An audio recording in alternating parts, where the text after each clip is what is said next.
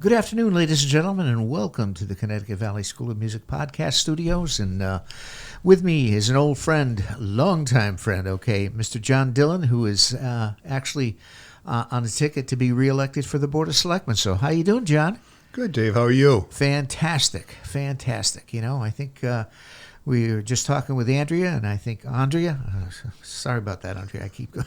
Anyway, so tell us, John, how long have you been on the board now?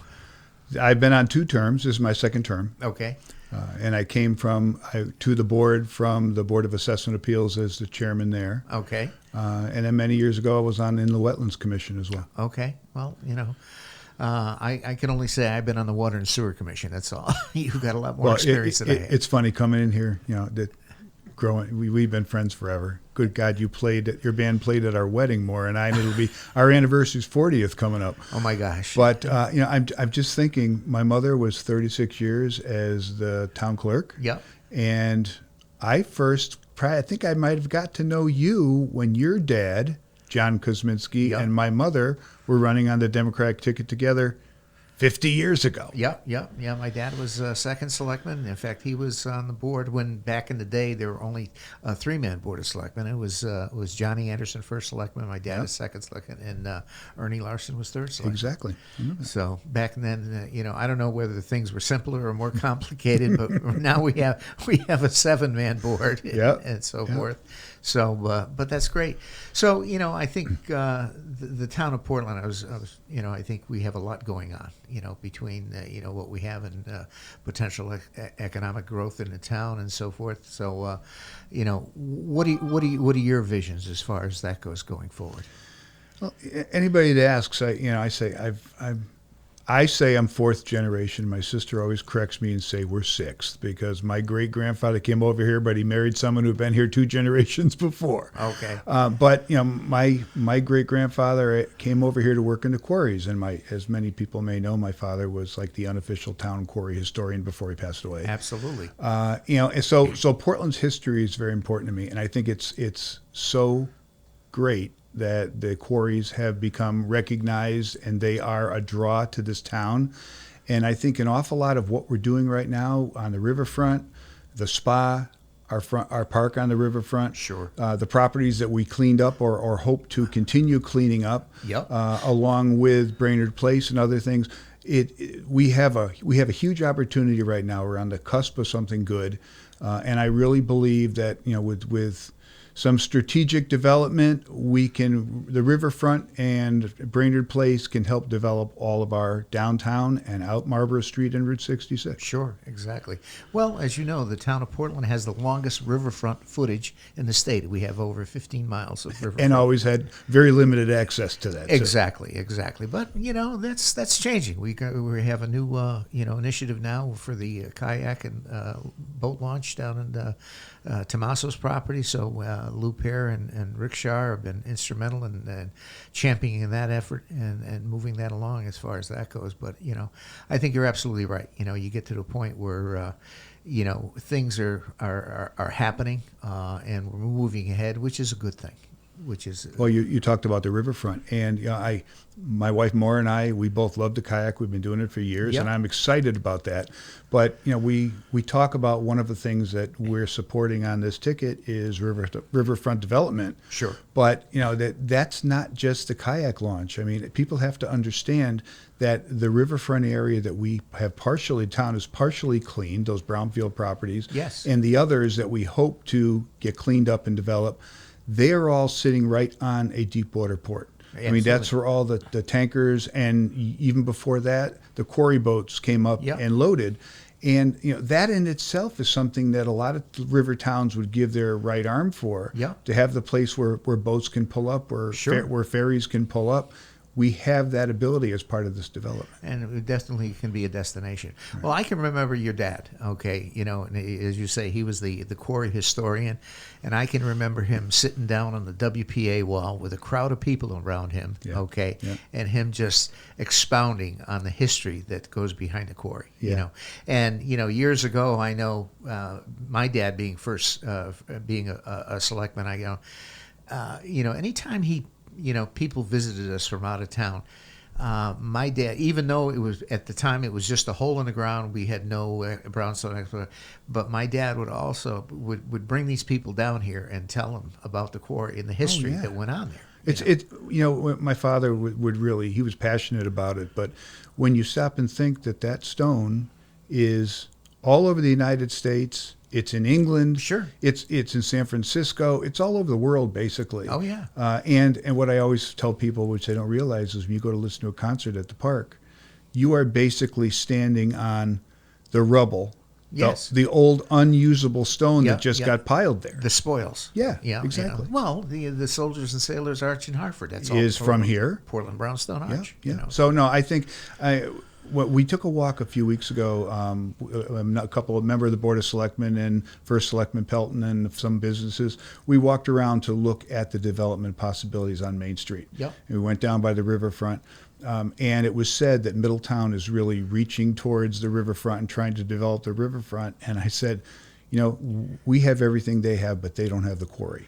Well, and I think that's a huge draw and something to build around. Well, and the big thing about Middletown's riverfront, it's kind of not accessible because it's divided by Route 9. Correct. They're trying to solve that issue right now. But, right. You get to a point. Here we're on the deep water port. We're right there, and there's a lot of potential there to get that, those brownfields developed, and especially with the influx of a lot of the money that the spa is putting into, that's going to become a destination. And I think your business being one of them on Main Street, there's so much possibility of what business that will bring to you and the others on Main Street. Absolutely. Well, and I think to me, a lot of times from the standpoint, the bridge has been an obstacle. A lot of people wouldn't come over the bridge. Mm-hmm. Okay, but I think that's going to change. As we have more amenities and more things happening here, I think Portland, people are going to be willing to venture over the bridge and enjoy what we have to offer here. And it's just a snippet of history, and you probably know this too. But I have often heard that the bridge with those sweeping turns in it. Yeah. We get on the bridge and it loops around and it loops back towards Middletown. Back when the bridge was being built, that was done that way because both the businesses and the people in charge in Portland and Middletown at the time did not want that bridge to cut off their main streets. Yep. So that's the reason the bridge comes right down Main Street on both sides. Yeah. And now I hear there's also a rumor that there's an initiative going forward to light the bridge. That's what our first selectman told us the other evening. He went to a meeting. I know it's been something that's been attempted before. Yeah. But, now with LEDs and solar power and these other things, and it doesn't necessarily need to be anything extensive strings of lights. It can just be uplighting certain strategic areas. But yes, there is discussion, which would be kind of neat. Well, the thing is, you look at Channel 3 News in the morning, okay, and they give them of snippets of photographs around. The Aragoni Bridge is one of probably the top 5 that they focus on between that and the riverbed. And the river well, it was on a national postage stamp, right? Sure, it was. Yeah, exactly. And with the marinas that we have in town and so forth, which. Bird on with the initiative that they have going with the Coast Guard, of rehabbing all of the Coast Guard boats. There's a lot of good stuff. Exactly, I agree. It really is. So to get that point, but yeah. So anyway, I know you touched upon this, but what do you do for hobbies, John? Well, besides running grandkids around and being the Uber driver. Well, I retired 3 years ago. I work for a state. I think Andre, I've been listening into Andre's interview before this one too. She and I actually met. I worked with the Department of Social Services of the state of Connecticut, and 35 years into it, I retired. I started in a job which sounded interesting at the time, which was child support collections for the state of Connecticut, enforcing and collecting child support and establishing paternity for, unwed parents and things of that nature. And before I knew it, in the last 8 years of my career, I was running that program for the state, which is a federal program. And a lot of money, a lot of red tape, an awful lot of work, but I think I did a good job of it. And as I said, 3 years ago, I retired from there. Since then, I'm currently the chairman of St. Mary's Pastoral Council. They used to call it the Parish Council. As you said, I'm taking care of my grandkids. I've got one here in the state and two that live in Virginia. I'm involved in a lot of things at home, plus obviously these issues with politics and anything else, quite honestly, that comes by. I did many years, as you know, as this vice president of the Portland Agricultural Fair.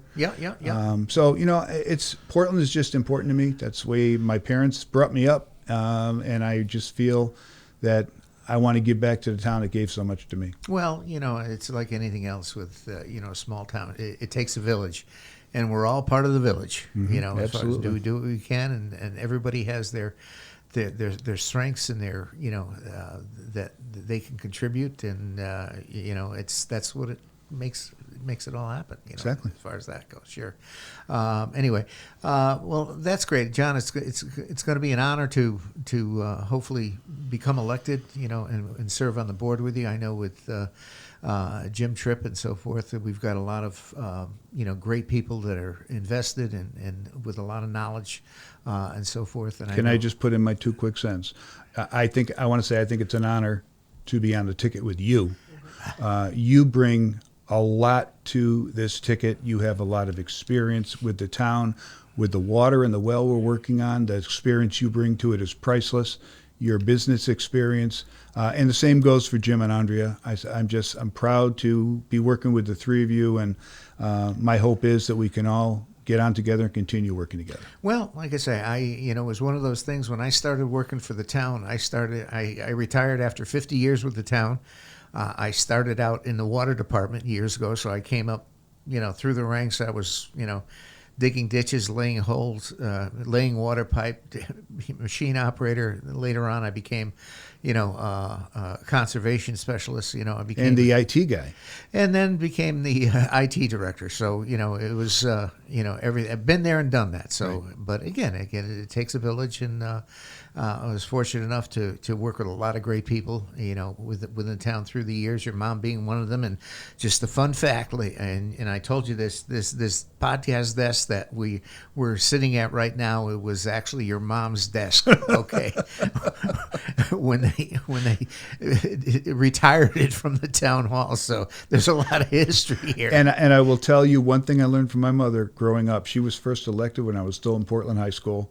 And she always taught me that no matter what party you're on, when you get into an office, you represent everybody. And I think the fact that my mother, on a number of occasions, ran unopposed or was endorsed by the Republican Party, that proves that she had everybody's interest at heart, and that's the way I do my business. Well, and as well as it should be. I don't care whether you're D or an R. It's what's for the best of the town. Exactly, absolutely. And that's what we're all focusing on. And I think everybody's head's in the same spot. And we've got a lot of knowledge base, like I said, that we bring to the ticket. And I think we'll do Portland proud.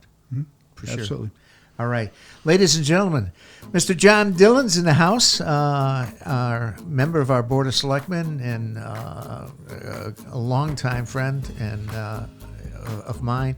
And so that concludes this episode for the Connecticut Valley School of Music Podcast Studios. I'm your host, Dave Kuzminski, and that is all.